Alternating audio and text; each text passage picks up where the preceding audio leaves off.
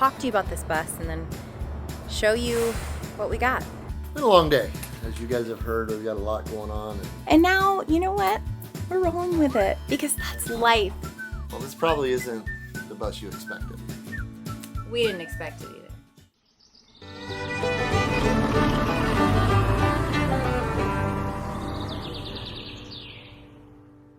Is down the thing. Oh, the Fifi's ready to go. Oh, my hands are full. Okay. Stairs, here we come. Hey guys, what's going on? Kyle here, being Bethune's. Welcome back to the vlog. As you, we just ended the last video. We're picking you up right here, and today is that very special day. We're on our way to Tucson. We are currently in Deli, New Mexico, right off of Interstate 10, just here behind me. And we got to make the 4-hour drive down to the Tucson area in Arizona. We're picking up Daisy. Today is the day. And you guys are going with us, and stick around. It's going to be an interesting video. Hey Fram, while Kyle's in the Maverick, oh, it's bright out here. Before we get on the road, I want to share with you a couple of things that I do, because as soon as I get in the seatbelt buckles were off, and the panic just ensues. And I know a lot of you ask, how come I travel the country if I have this panic? And if I wouldn't have traveled the country, I wouldn't have lived the life that I've lived and became who I've become. Looking fear in the face is a very important thing to do. Obviously, fear is healthy sometimes, right? Most of the time, your fear is conspiring with your, imagination and your ego and your anxiety, and it's blowing things out of proportion to what they are. And so what I have to do is I try to focus on my breathing, just pay attention to my chest rising and falling. And Kyle, if he notices, he'll put his hand on my leg. It's hard for me to be in a vehicle, very, very difficult. And I'm so grateful for my family and Kyle and the kids, because they're all just super wonderful when it comes to my disability, and they just get it. They just understand. And so, we're gonna do our best today. If I need to stop, I ask to stop. Here comes that handsome guy bringing his coffee in now. But I do the best that I can. Talking about my anxiety and on the road and how I manage it. Yeah. Because we're about to pull off, and on the I-10 by 10. The I-10 by 10. How's my anxiety for you? What is the experience that you have? Yeah, I know it's tough. I definitely know what anxiety feels like, and to have to feel it constantly in a vehicle like this it sucks. It's not a fun experience. Yeah, Jenn manages as best she possibly can, and she does her best, and that's all we can do, right?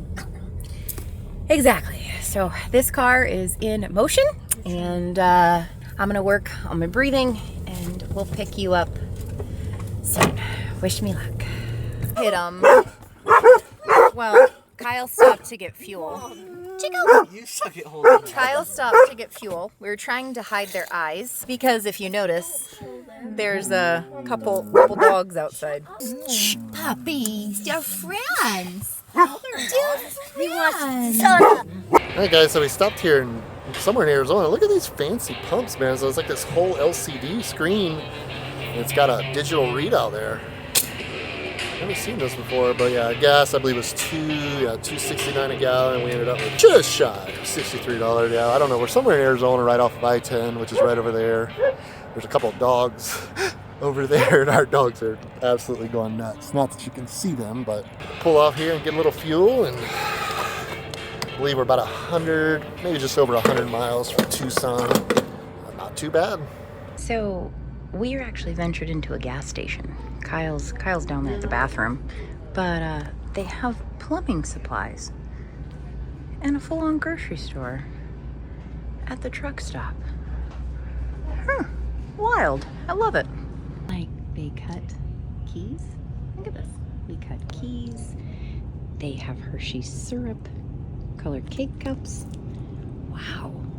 This is the biggest truck stop I've ever seen. Look, they have frozen pizzas in here. Hey, Graham. So cool. I love it. Well, that's Daisy in front of me, and I'm pulling a U-Haul trailer, and we are not happy. Okay, Fram, dogs are hanging out in the car. Got the U-Haul here. We made it to a truck stop, and Kyle and I are gonna sit down and talk to you about this bus and then show you what we got.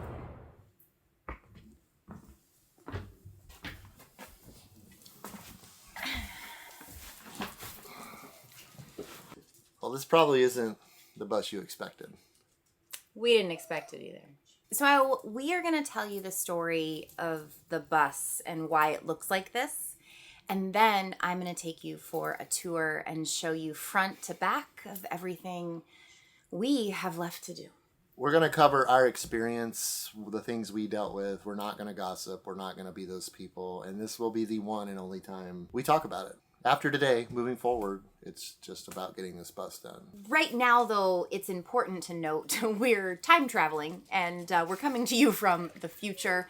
We wanted to kind of sit with this for a couple days before we wanted to feel through what we wanted to say. So in January of 2024, we dropped this bus off with our builder. Builder got started on it in March. It was like mid-March when they finally had gotten started. And we set a budget for this.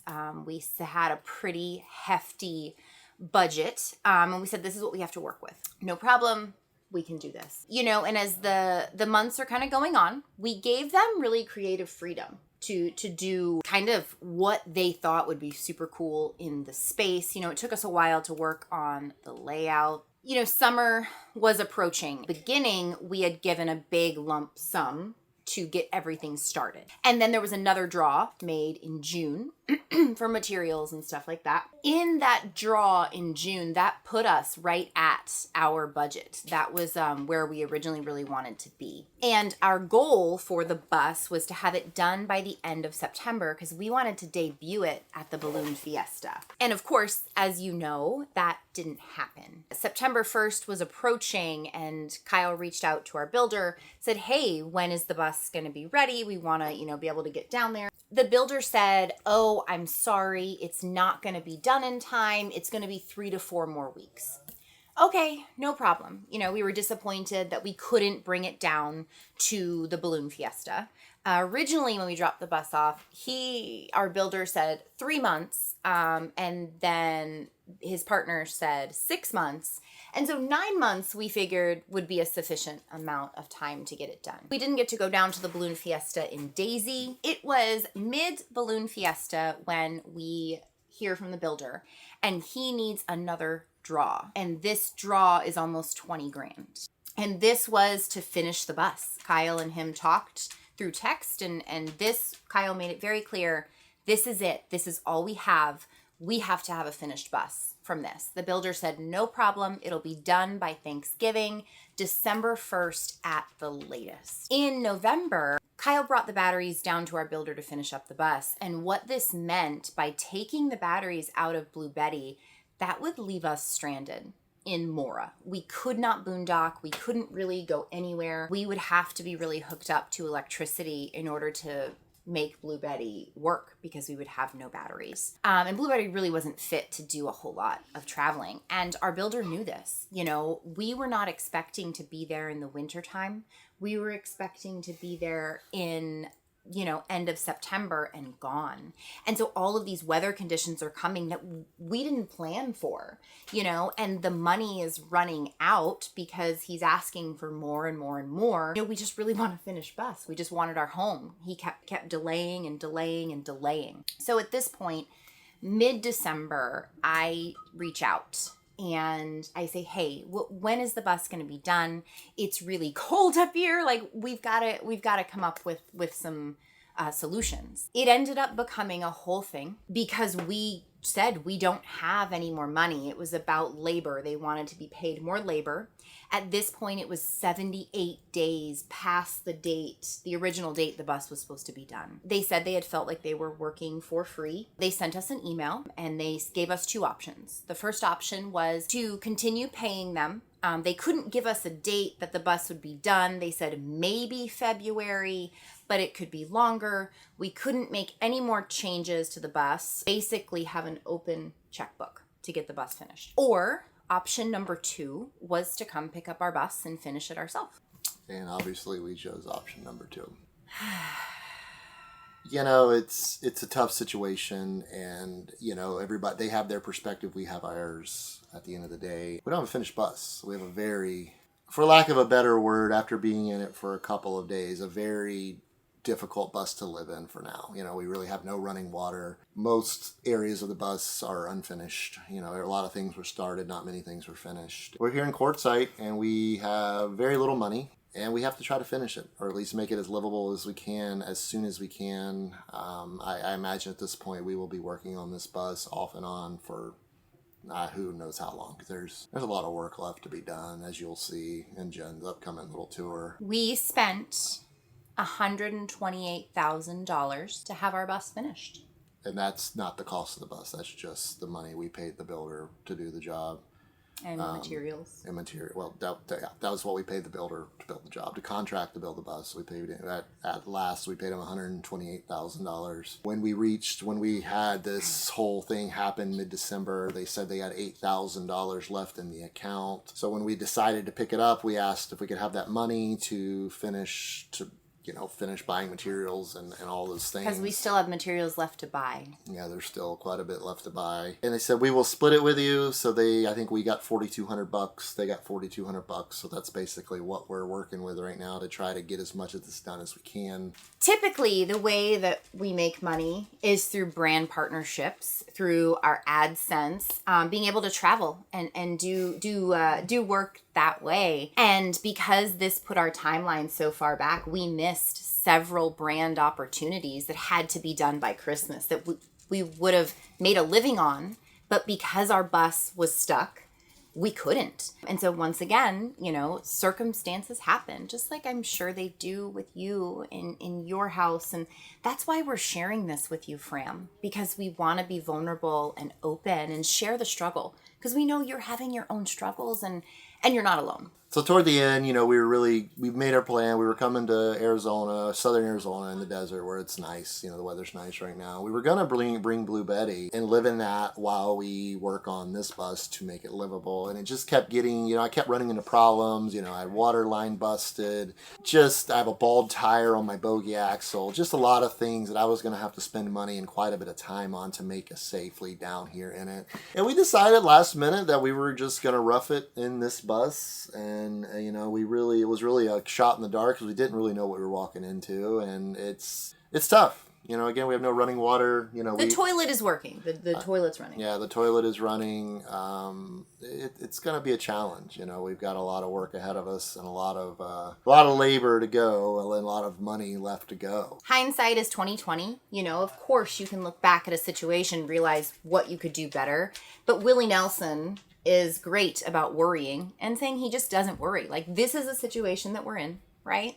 This is where we are. And going forward, after we wrap this up, this talk, we're not going to talk about them again. We've really come to terms with it. We've processed it. And this is just this is the season we're in. And we're going to roll with it. Yeah, we knew there were going to be questions. So that's why we did this little talk here. And there will be a live stream directly after this video. So make sure you stay tuned. You can ask all the questions you want. I'm not going to get personal about them. I'm not going to bash them. I'm not going to, you know, that's what I'm going to say about it. So essentially we spent $124,000 the way it sits right now and the way you're about to see it. Starting after this video, we will be doing every other day vlogs of the bus build. So guys, if you want to help us, please watch our videos, like them, subscribe, share our content. Because we need every dime we can get to try to get this thing livable. That way, before it starts getting hot down here, we can hopefully safely move on with our lives. But we need your guys' help, and that's the best way you can help us is watch our content, share our content, and just be here with us through the journey, because we're going to need your support. We will. I need you to help me design this bus. I was not expecting to have to pick out things. I left it up to them. I gave them free rein. And so we don't know what supplies they've left us with. We've got to build Kyle's work area first before we can even see what the color of the couch is. Yeah, I'm going to need you helping me with design choices along the way. And I know you're up for it. We love and appreciate y'all so much. All right, let's check it out. Hey, Fram. So I'm going to show you what we've got left to do. Okay? Let's go.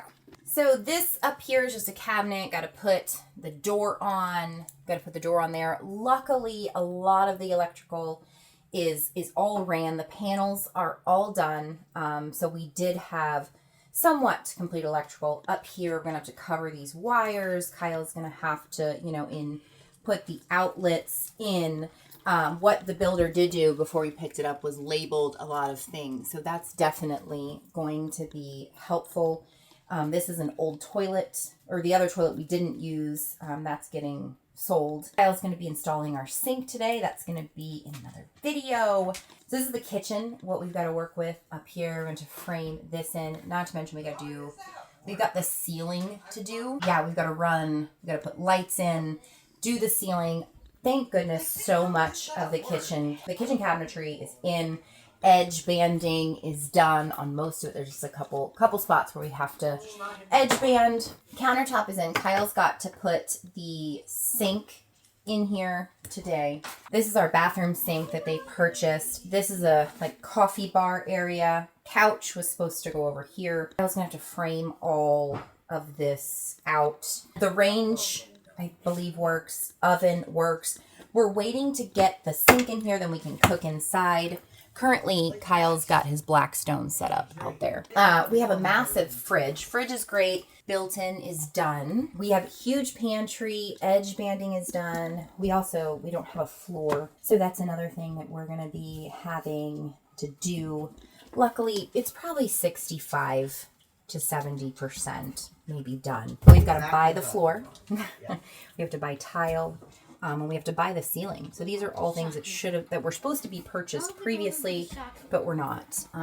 These are the kids' bunks. Kids' bunks are awesome. I'm gonna have to come in here, do their wallpaper. So I'll need to do their wallpaper. But other than that, kids' bunks are finished. Ben's area, Theodore's down there right now.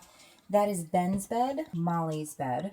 So this is Molly's step, Ben's bed. This is his little gaming area. We'll do a full tour later. This is Eli's bunk up here.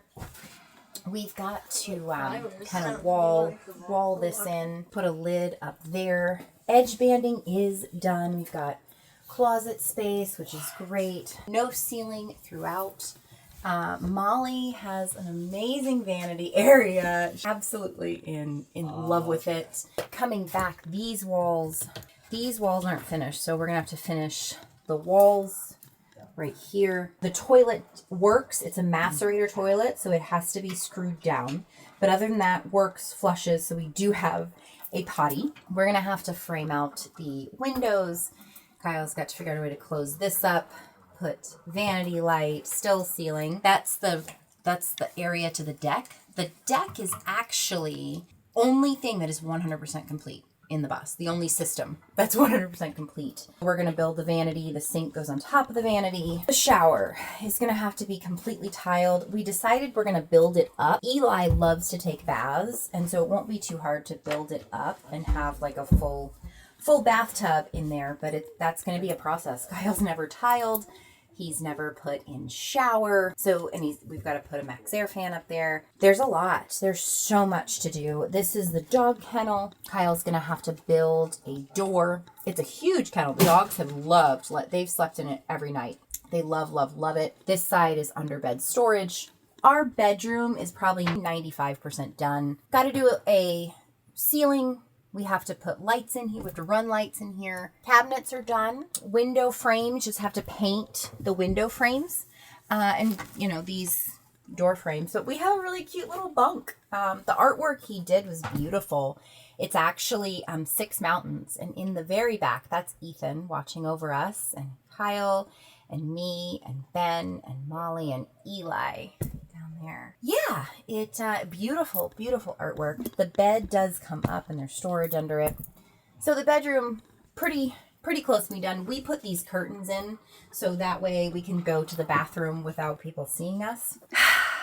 We just have so much to do. It wasn't what we were expecting. It really wasn't. We were heartbroken. Just so devastated. And now, you know what? We're rolling with it because that's life. I know in your life you have things happen like that too, but I want you to see this view. So this is such a cool layout. I mean, we really do love our boss. We love, love, love it. The kids are obsessed with their bunk area. It is super spacious in here. Way more functionality than Blue Betty. So we're grateful that it's this far along. You know, we're grateful that we are able to live in it. You know, it's going to be a beautiful bus when we're able to finish it. And now we just need to get it finished. You know, we're going to be figuring out what we're putting here, and we want you to be here with us, Fram. We do. Now, time traveling back to the time that's on the video. Don't forget, stay tuned for the live stream, and you can ask us any respectful question that you would like to. See you soon. Well, here is our accommodations for this evening, the My Place Hotel here in Tucson. We wanted to make it a little further. I-10's just right there, but we're having a tough time finding hotels toward the Phoenix area. One, with availability, and two, that some of the pet fees were just outrageous. So we've never stayed at one of these before. I guess it's kind of a new chain, My Place Hotels. I don't know. Let's go check it out. All right, so I'm going to give you guys the quick tour of the My Place Hotels here. Hey, Theodore. What's up, buddy? Yeah, it's actually a really nice room. So you come in, it has like a kitchenette in it. It has a full-size refrigerator. Nice little sink there. It's got a microwave. Got a induction cooktop there. I don't know if that's induction or not, but anyway, it's cooktop. Got a nice bathroom. Pretty standard bathroom, I guess. Hello. Two nice large beds. Nice TV. Got a nice desk there. Got a cityscape of What's going on? Tucson there. Nice TV, little closet area, little hot point AC, and I know you guys want to see the view, so let me show you. There it is, guys. Yeah, so this is like a brand new hotel. Like, this is all under construction out here still, so not a bad little hotel. I think it was like around $100 with a dog fee, and then actually a little more with a dog fee, but not too bad. It worked. But yeah, I think that's where I leave you today, guys. It's been a long day. As you guys have heard, we've got a lot going on and a lot left to come. So make sure you stay tuned for that, guys. But yeah, no worries. We'll see you here in a couple days, as always. And from courtside, hopefully. We're about 3.5 hours away from there currently. And I'm going to pick you up here in just a minute. We're going to head to courtside. But yeah, guys, thanks for being here, as always. We love you guys. Take care of yourselves and each other. And we'll talk soon.